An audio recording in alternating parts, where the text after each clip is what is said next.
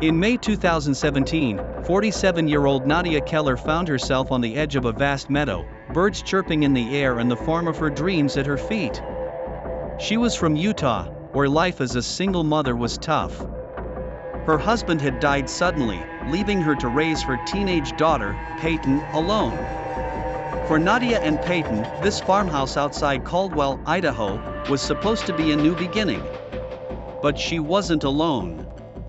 Joining her was Mike Darrow, a strong, charming pilot she'd met in Ogden.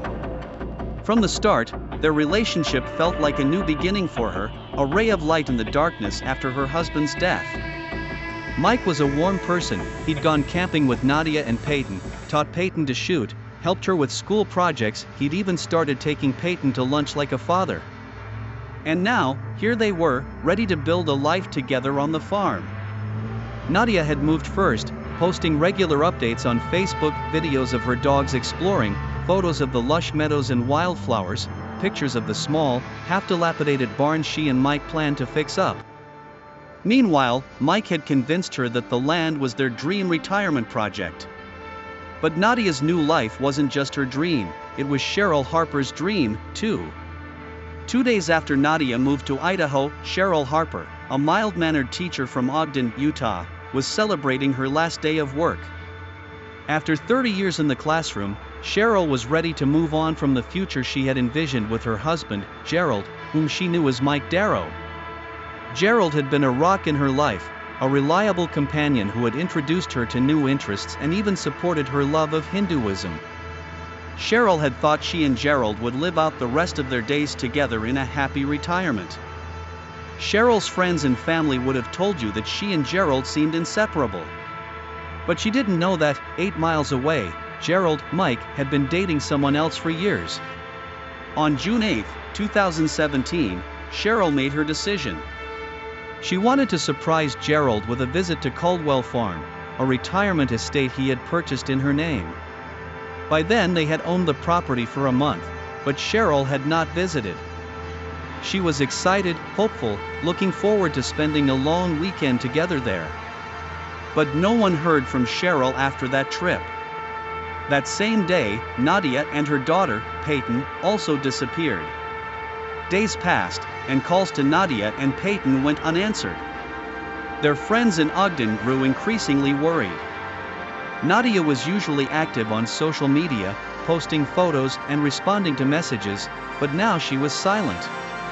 Peyton's friends were the first to notice. She wasn't responding to texts, and her Instagram account showed no new posts. As the days turned into weeks, concern turned to fear. Calls to Mike went unanswered, and his adult sons grew concerned. No one had heard from him since June 9. After nearly 2 weeks, authorities were called to check on the family at the Caldwell Farm. When deputies from the Ada County Sheriff's Office arrived on June 19, the farmhouse was eerily quiet. There were no signs of life, but a pungent stench hung in the air. As they walked through the house, deputies found nothing but silence and the carcasses of livestock that had died from neglect. The farmhouse had become a place of death.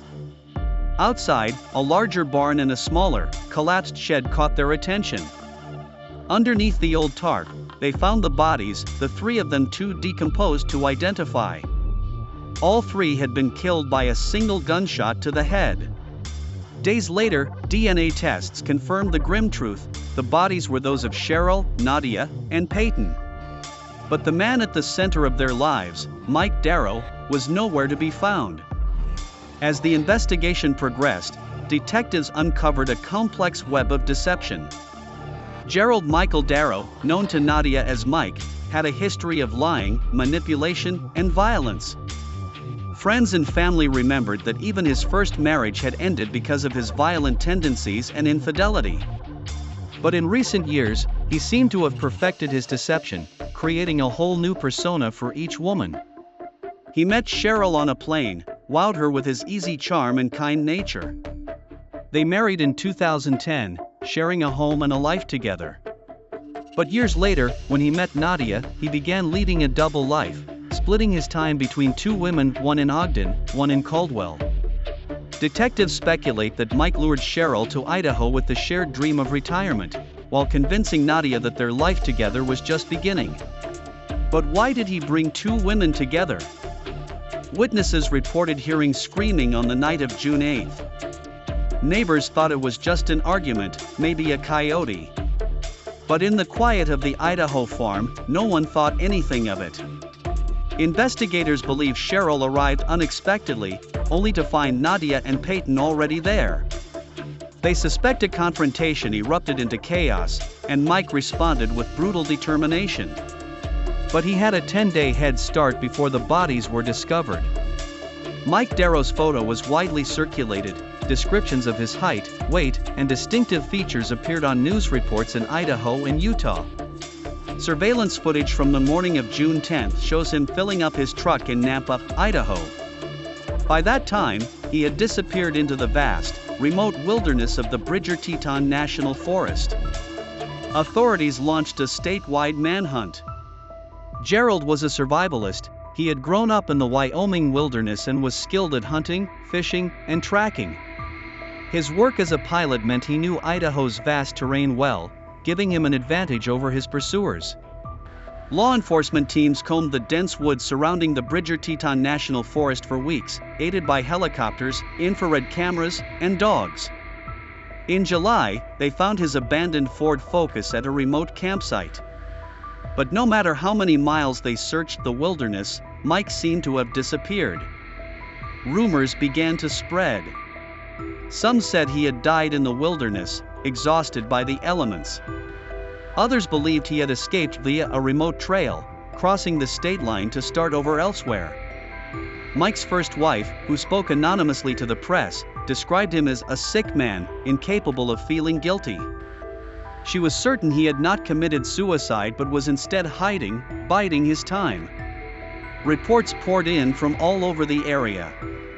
A family hiking in the woods saw a skinny, rugged man wearing a tattered jacket and no belongings. But when they reported the incident, no evidence was found. Despite years of searching, authorities have not found him. Although forensic evidence links him to the murders, the case remains unsolved. The families of Cheryl, Nadia, and Peyton are still waiting for answers. The Caldwell Farm now lies abandoned, a haunting reminder of broken promises and stolen lives.